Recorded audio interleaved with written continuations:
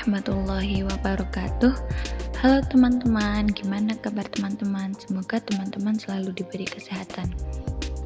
Pada kesempatan video kali ini, kita akan belajar sedikit tentang deteksi dini tumbuh kembang anak usia dini. Ada 4 hal penting yang akan kita bahas pada video pembelajaran kali ini, yaitu yang pertama tentang pengertian deteksi dini tumbuh kembang.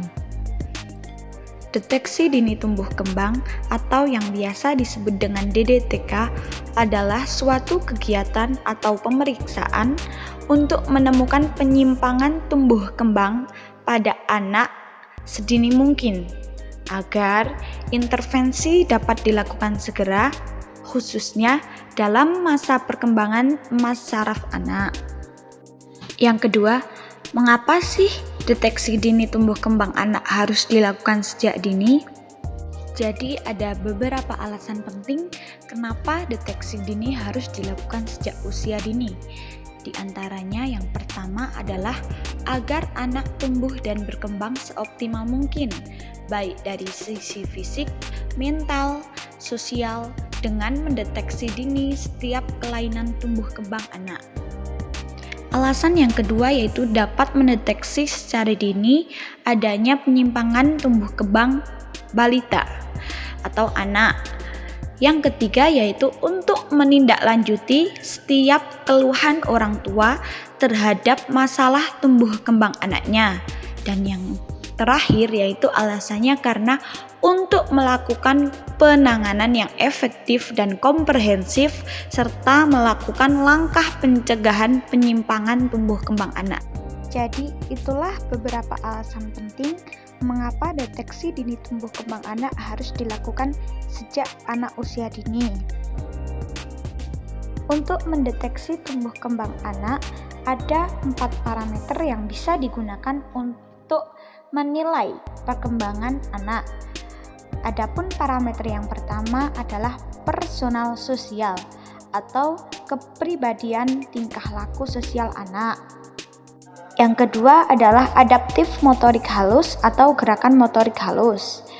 Dan yang ketiga adalah bahasa atau bahasa yang digunakan anak ketika berbicara.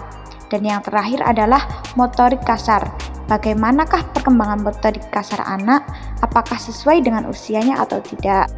Setelah kita mempelajari tentang pengertian, alasan, dan parameter, yang terakhir kita akan mempelajari tentang tahapan perkembangan anak yang mudah diperiksa oleh orang tua.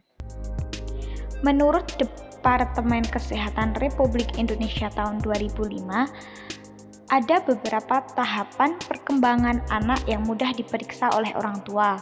Di antaranya yang pertama adalah pada anak usia 3-6 bulan, anak dapat mengangkat kepala dengan tegak pada posisi telungkup. Selanjutnya, perkembangan yang dicapai pada anak usia 9-12 bulan yaitu bisa berjalan dengan berpegangan. Selanjutnya, pada anak usia 12-18 bulan, yaitu anak bisa meminum sendiri dari gelas tanpa tumpah. Kemudian, anak pada usia 18-24 bulan, yaitu bisa mencoret-coret dengan alat tulis.